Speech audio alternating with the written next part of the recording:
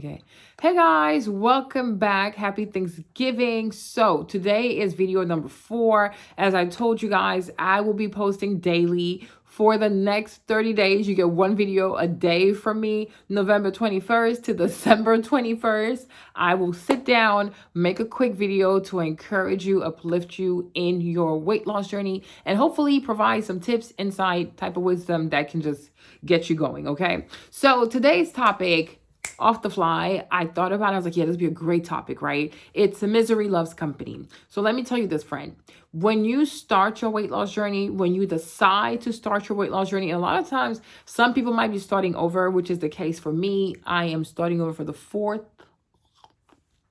time, okay? 2020, I came close though. I came very close, but somehow the inconsistency monster got the best of me, right? So when you decide to lose weight, first of all, especially if you have to do it again, if you're starting over again, okay, you're going to have self-doubt. You're like, well, do I really want to start all over again? The back pains, the aches, the soreness, the diets, the meal prep, the hyping yourself up, building your routine and all that kind of stuff, right? It's really, really challenging. But what you'll notice also is that you might encounter some people, especially family, friends, people that are really close to you, and they're not going to be as supportive.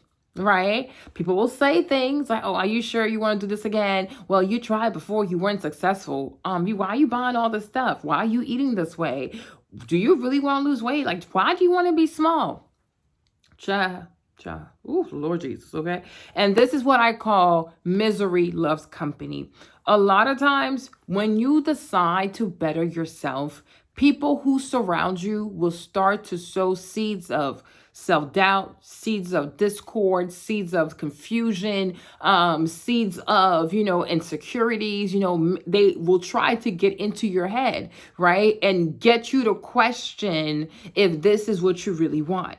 You understand? Like a lot of times, for example, like when I'll post on YouTube or I'll post on TikTok, especially when I do like my dresses video, like, oh, my husband says if I can fit into this dress, blah, blah, blah, blah, blah.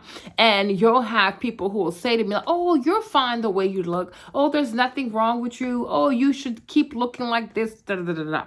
And the thing that kills me every single time with that type of stuff is that they see I'm overweight. Like, they see that I am obese. Like they see that, my belly is just for my age. They don't need to know my specific age, but for my age though, you see the belly, it's like, yeah, it's okay to lose weight, right? But a lot of time, especially now in this current society that we're in, especially here in America with body positivity, and these fake affirmations that people have, because you'll notice too that a lot of people use these fake positive affirmations to not hold themselves accountable.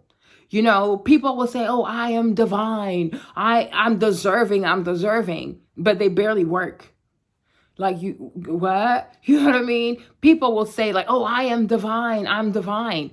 If you take that, I'll take that from a Christian perspective, but the Bible says that you have to present your body as a living sacrifice, a holy living sacrifice unto the Lord. So when you are neglecting your body, when you're eating poorly, when you are, abusing your body, damaging your body, you're not exercising. And to be very honest, this is the only body that you will have for the rest of your life. This is the body that God has given you. And if you were to die today in this current condition, can you truly say, God, I have honored the body that you've given me? I have done everything that's within my power to maximize this body that you have given me. I have done everything I can to have the best heart. I have done everything I can to have the best blood pressure. I have done everything I can to have the most level hormones in my body. No, absolutely not. So how can we say, like, make these positive affirmations, but there's no work, there's no consistency, right? There's no pattern of accountability that follows with these affirmations. It's very bizarre to me, right? So people will say that. Right. And so if you're not resolute, if you're not determined in your mind, it's very easy to let people, especially when they're close to you, because you're like, well, they're close to me, so they have my best interests at heart. But not to be offensive and not to start any family wars, but just because somebody is close to you, just because somebody is your family, you can't just assume that they have your best interests at heart, because we're all human, and part of being a human is being greedy. So everybody has their self-interest at heart, right? So it's like, if I'm close to someone and I don't want to work out, right? I don't want to eat better. I don't want to create a routine. I don't want to clean up my room. I don't want to do the things that I know I'm supposed to do. If someone that's really close to me is trying to go the opposite direction, as in they want to clean the room, they want to have a routine, they want to eat better, they want to start going to the gym, they want to start learning about nutrition. Well, their desire to go this way when I want to go this way, it's going to constantly remind me of what I should be doing that I don't truly want to do. Because a lot of people don't want to do what they're supposed to do. And that's why they love manifestations, right? Because people have convinced themselves that to manifest just means, oh, if I think, if I dream, therefore it'll be. No, the work must also ensue. You understand? So this is what you're going to have. And so weight loss, like I said yesterday, if you haven't watched yesterday's video, please do so. But weight loss is no different than an act of war, right? When you decide to lose weight, you are waging war on anything that has led you to be in this current situation, right? That is like the lack of consistency. You're waging war against that, right? Poor nutrition, you're waging war against that. The lack of initiative, like, being self-motivated, being self-driven, you're waging war against that. Your weight, you're waging war against that, right? So for me, the way I look at weight loss, it really is an act of war. Like, you are at war until you can get your weight and your body down to a place that is actually healthy for you and that can ensure a better quality of life. So to me also, you might have to wage war, not physical war, but you might have to wage war against people, entities who want to come into your life or who are in your life and are trying to put messages in your head, right, to stop you from doing what you know must be done. You understand? And that could be anybody, your mother, your father, your husband, your children, your cousin, your best friend, whatever. Anybody that does not stand with you in agreement, right? That you must wage this war, that you must be successful in this war, that you must be successful in this endeavor. Misery loves company. You understand? And so when you're dealing with such people, after once, twice, thrice of them trying to cause you discord, them trying to convince you that, are you sure you want to do this? Are you sure you want to work out this hard? Are you sure you don't want to eat this extra cake? Like you said, girl, I said I'm okay. Like, stop trying to feed me. You understand? You have to understand, like, okay, this person is intentionally trying to sabotage my progress. Like, I have people trying to feed me now, not to say that I don't eat, because I do eat. But for me, the fact that I've gotten down to 200 pounds because I am trying to get out of the 200-pound club. I can't even explain to you how badly I want to get out of the 200-pound club, right? So anyone who wants to come to me with cake and this, like, oh, but it's Thanksgiving. Oh, Marlene, you should have it. It's Thanksgiving. Oh, Marlene, you should eat this. No, Thanksgiving is just one day, right? I'm not going to sabotage. That's just me, though, right? But I'm just giving an example, right? I'm not going to sabotage when I'm this close. I'm a pound. I am 3,500 calories away from getting out the 200-pound club. I've been working since June 21st to get out of the 200-pound club. Why you want me to eat all this food so I can be 205? You know what I mean? Then I'm going to have to work again just to... No. No, misery loves company, right? So it seems like it's a nice gesture. Oh, we're just playing. We want you to have a good time. Or like you telling people that you are on a weight loss journey, that you're meal prepping, that you're trying to watch what you eat. Not everybody wants you to come eat outside. Oh, come eat with us. Come eat with us. Let's go out to eat. Let's go catch drinks. It's like, but you know what I'm trying to do though. So why would you do this? You know what I'm saying? Why would you do this? Right? Or as soon as, even in your family, you start to say like, oh, I want to lose weight. Not all of a sudden, everybody wants to order pizza. Everybody wants to order to-go food. Like, having no respect for, like, you know what? Out of respect for what she's trying to do, we should also be mindful of how we introduce food in the house, how we introduce food in the conversation, the kind of stuff we buy and put in the fridge, the kind of stuff we buy and put in the pantry, right? People have to move in consideration. Like, yo, you know what?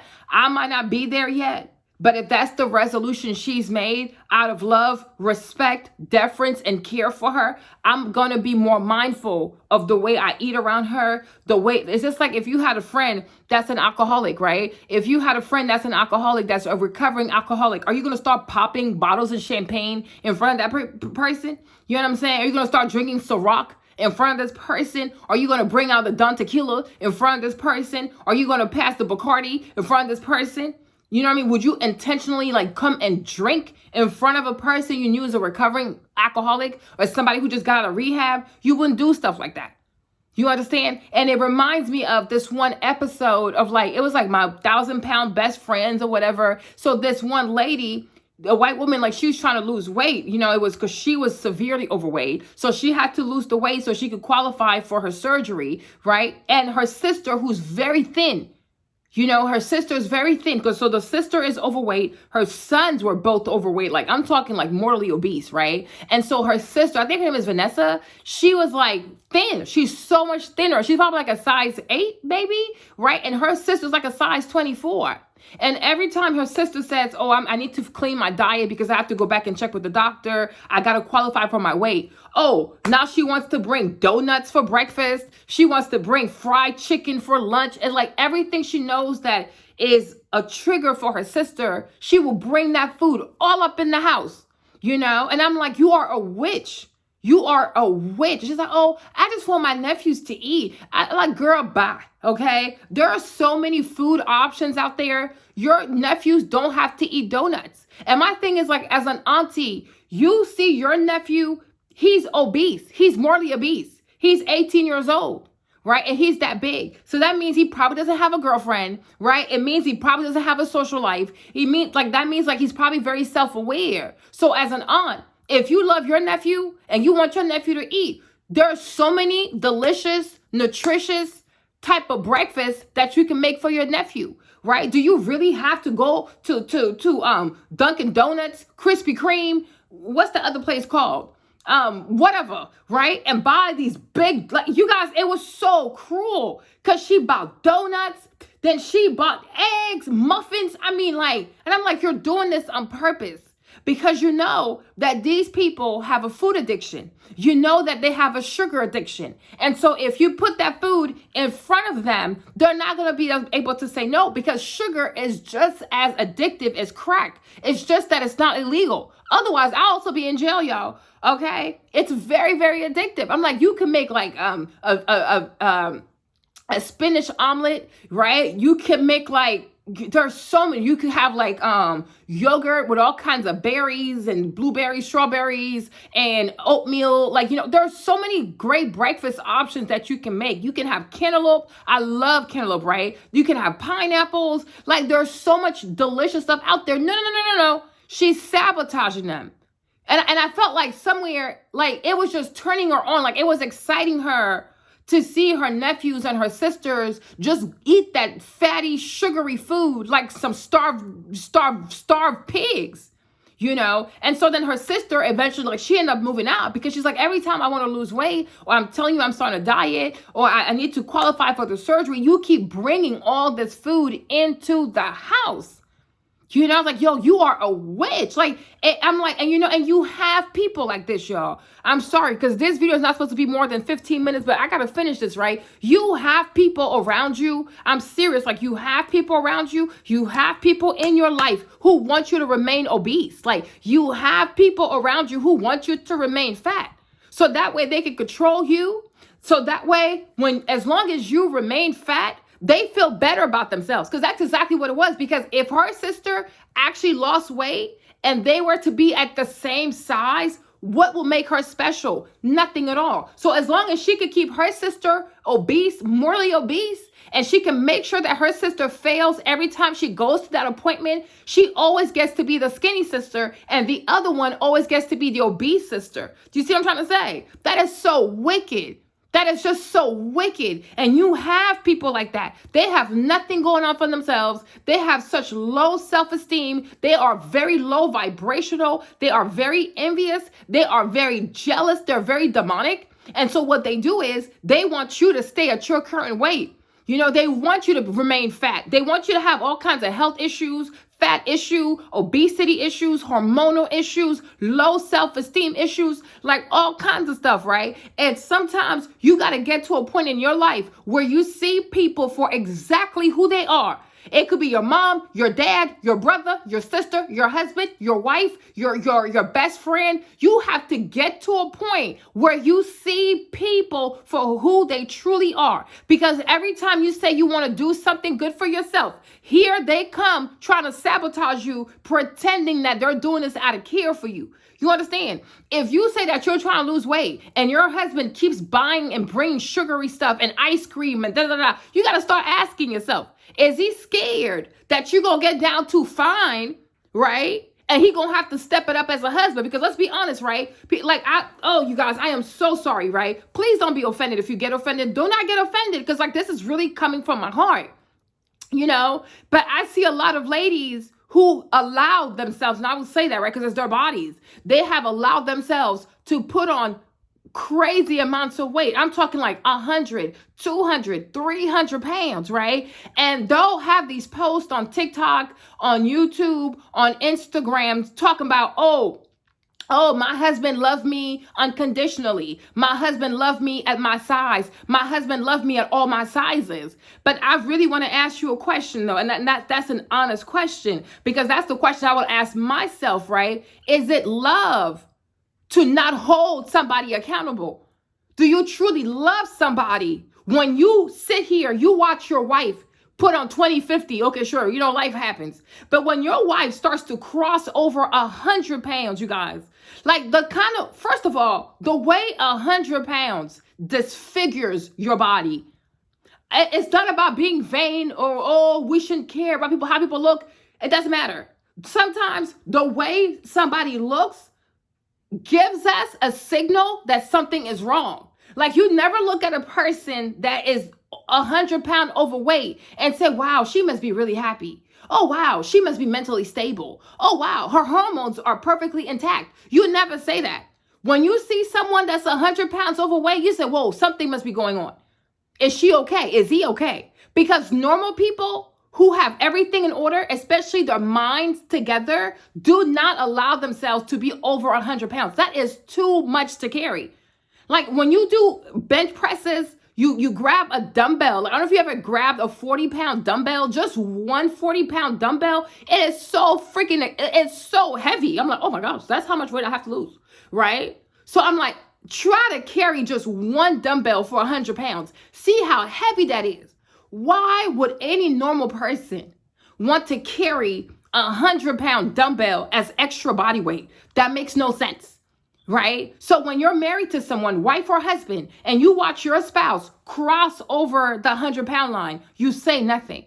Then it goes to 150, you say nothing. It goes to 200 pounds, you say nothing. It goes to 300 pounds, and you say nothing. I'm really gonna start asking myself, do you just want her to die? Because it's cheaper if she kills herself off the food, as opposed to you having to file for divorce and having to pay this lady alimony? Because this is not normal. Me, Marlene, as a human being, as a friend, as a child of God, I can never sit here and watch anybody that I love, husband, wife, friend, anybody that I love, even a random person. I'm like, are you okay? Is everything okay? Are you okay emotionally? I'm not going to be like, look at you. You look nasty. You got to lose the weight. But I'm like, no, there's something going on internally that is causing you to binge on this food. So I would say, wife, what's the problem? Husband, what is the problem? What's going on with you? Let's talk about it. Do you need to go to therapy to figure out what the issue is? Because you're obviously using food to numb you, right? But for me, a husband or a wife that says nothing, and you sit there, you say nothing, and you sit there and you watch somebody that you have vowed before God to love, to protect, to honor, and to cherish. How are you protecting somebody when you let somebody self-destruct on food? So you never say hey, wife, you know what? You want let's work out together. Let's meal prep together. Let's go to therapy together, right? Because I don't want to lose you. Because diabetes is real. Heart pressure is real. High blood pressure is real. Strokes are very real. You know what I mean? Depression is really real. So I think a lot of times some ladies, they think it's a flex to say like, oh, I put on 100 pounds. I put on 200 pounds. I put on 300 pounds. And my husband, he loved me the way I was. I don't know. You know, what kind of love is this? Because do we truly want the love that doesn't hold us accountable? So it's like, if you saw me eat in a trash can, you wouldn't say anything because you love me? Like, that is just crazy to me, right? If I spent even two weeks and I didn't shower, I didn't brush my teeth, you would just, oh, it's okay, stay in bed. You wouldn't say anything like because you love me? That is crazy. Please say something. You know, like, please say something. And of course, when you're overweight and somebody checks you about your eating habits, you're upset, right? Because you're not there. You have a very unhealthy relationship with food. You're not there. So anybody that says something constructive to you, you're going to start going crazy on that person because you're not there. But they have to tell you the truth. People cannot withhold the truth from you just because they're scared to hurt your feelings. Like, that's crazy to me. Get over your feelings. You know what I mean? And it comes a time in life as an adult, you have to understand that for you to grow, your feelings gonna get hurt, period. You understand? Just like when you get on the treadmill, if you haven't worked out in a while, yeah, it's gonna hurt because growth, it hurts. Growth is a reality check. You understand? Like, people can't walk around eggshells around you because they don't want to hurt your feelings. Sis, that's ego. Brother, that's pride. You should never think so highly of yourself that can nobody tell you the truth. You're not God. Like, you're not God. You understand? And when you live your life, you should try and you should always aspire and you should always foster relationships with close family, with close one that is built, that is like the anchor is the truth. The anchor is accountability. You know what I mean? And like, it kills me when I see people who call themselves Christians, but it's like they have a hypoallergic relationship with accountability. It's like, yo, it's like oil and water. It don't mix. That makes no sense. Because to be a Christian, to be a child of God, right? It's to understand that you are flawed, you make mistakes, and most likely, whether you meant to or not, omission, commission, you have sinned. So yeah, you gotta be checked. We all gotta be checked. Even I gotta be checked. You understand? Nobody should ever think too highly of themselves. So I'm like, for me, honestly, I'm like, yo, I don't really think it's a flex. You know what I mean? Is it because I'm like, to me, it looks like sabotage. Because sometimes you have some people, wife or husband, who are afraid that, oh, if my wife loses this weight, if my wife starts to prioritize herself, if she gets fine like she used to be, I'm not going to be able to keep her. I'm not going to be able to be the man that she needs. Instead of saying like, you know what? I do want my wife to boss up. I do want my wife to go to the gym. I do want my wife to eat better. I want my wife to be a bad bee. A lot of ladies that I see who let themselves put on, even me, myself included, 50, 100 pounds. When I tell you, some of these ladies, when you scroll down their page and you see what they used to look like back in the day, I mean, J-Lo ain't got nothing on these girls. J-Lo has nothing else. I'm like, some of these ladies they used to be baddies, okay? Like, I'm not a hater, but I love me a beautiful woman, right? Some of these women back in the day, they used to be fine. So I'm like, ooh.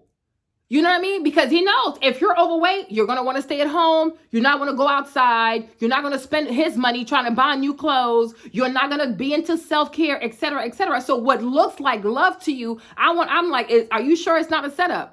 Are you sure it's not a golden prison of comfort and silence? Wife, let me buy you more ice cream. Oh, let me buy you more cookies. Let me buy you more food. Because me, Marlene, to me, when two people are married, their job, their role, their duty, their obligation is to make each other better. Iron sharpens iron, point blank, period. You know what I'm saying? Iron sharpens iron. That's it. You understand? And I even feel like in a household, that's just me though, a man should be a leader when it comes to health, when it comes to nutrition, when it comes to exercise. The father, he should lead the way and show everybody in this household what it looks like to eat right, to live right, to have character, to have energy, to have focus, to have determination. You know, there's one lady I follow like that too. And I was like, that's sad. Because I wish she would have said something. because she let herself put on 300 pounds. I said, Jesus, you guys, even when I just think about losing like 60 pounds, the way it like scares me, 100 pounds, I don't even know if I have that type of courage in me. You understand? So I'm like, okay, so homeboy husband didn't say anything. You put on 300 pounds, right? But then what happened? You have to go get the sleeve. How much money did that cost you? Then after you get the sleeve, now you got to go get the skin removal surgery. How much did that cost, right? Now you're working out. But I'm like, all of this could have been avoided. There's one girl I saw on TikTok. She said her skin removal surgery is $90,000. I said, whoa, that's the price of that's a G-Wagon. Like, you legitimately could have bought yourself a brand new G-Wagon. But instead, you're going to give it to a doctor to cut some skin that never should have been there in the first place. You see how wasteful? You see how wasteful we are? You see how we sabotage? You see how we dig a deeper hole for ourselves when we don't want to hold ourselves accountable, when we don't want other people to hold us accountable, when we stick around people who tell us, oh, it's okay, it's okay, it's okay, hanging around people who always make excuses for everything, tell you it's okay to be basic, tell you it's okay to procrastinate, tell you it's okay to start over back to back. How about we just do this one time and finish and get this thing over with? You see what happens? You see what happens? Do you see what happens? Please don't be that person. Please don't be that person. Be honest with yourself.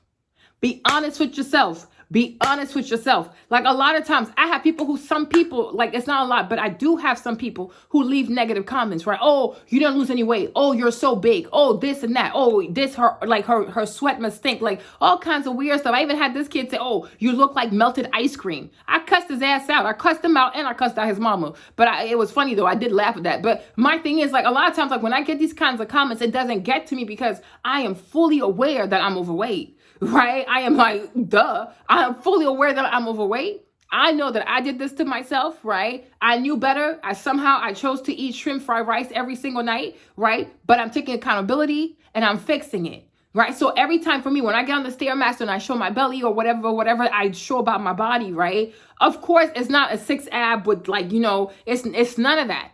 But that too is part of me taking accountability. By showing people, oh yeah, this is the whole truth and nothing but the truth. This is exactly what my body looks like right now. And we're going to work together to fix it. I'm going to work on the fix it, and you come and you're part of the journey. You understand? So the thing is, when you start off being honest with yourself, you take accountability, like, yo, I should have exercised. I should have eaten better. I should have had a routine, but I didn't. I was eating shrimp fried rice every night. Child, girl, I don't do sodas though, but shrimp fried rice and catfish, ooh, that right there is my Achilles heel. But I haven't had like 5 months though, right? But when you are honest with what you've done, when you are honest with the work that lies ahead of you, when you are honest with who you are, your weaknesses and your strength, nobody leaving a mean comment can get to you because you already told yourself the truth. Like, I know I'm overweight.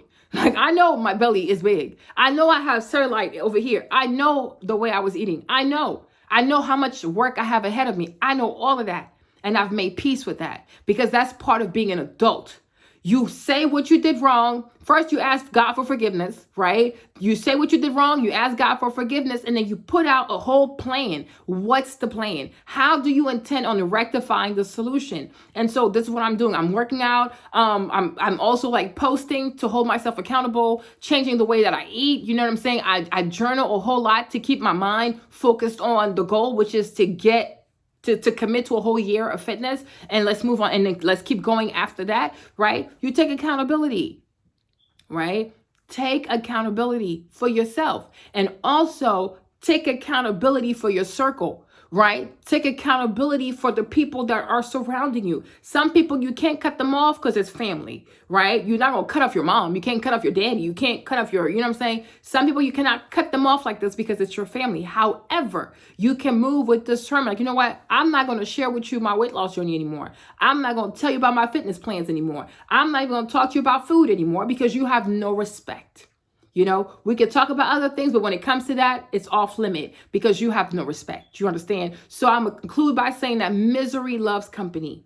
And anytime you decide to better yourself, whether it's your weight loss, whether it's through your education, your finances, getting married, moving to a better neighborhood, Be very careful that people who are next to you will usually sow seeds of disbelief, seeds of lack of faith, seeds of corruption, seeds of discord, seeds of confusion, seeds of self-doubt into you. And you have to know who not to trust anymore with your dreams. You have to know who you can no longer trust with your vision. You have to know who you can no longer trust with your plans, right? Because right now we are gearing up for 2023. So you got to go through and find all them snakes in the grass, okay? And make sure they don't know your business, all right? So I love you guys, and I will see you guys tomorrow. Sorry that this video was a little longer, but I'll see you guys tomorrow. If you didn't see yesterday's video, please make sure you check it out. This is Marlene. Please continue to stay focused on your weight loss, and I'll see you guys tomorrow. Bye.